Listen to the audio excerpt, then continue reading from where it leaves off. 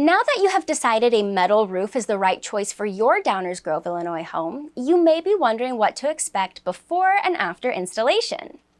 Apex Exteriors will perform the actual installation flawlessly for your DuPage County home, so that is one less worry on your shoulders. But how can you prepare? Before your metal roof installation, make sure that there are no obstacles around your house that the roofers will have to contend with. That includes allowing them access to your driveway, so move cars, grills, patio chairs, and the like out of the way. Also, be prepared for the noise of the installation.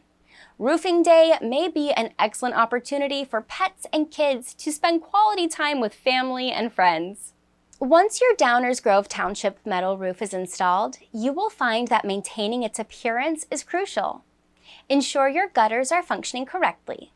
Trim trees around your home to prevent damage from falling branches. If you need to clean the roof, use a mild dish detergent, water, and a soft bristled brush. Your metal roof will last for years. In fact, with proper maintenance, the lifespan can be 50 years or longer.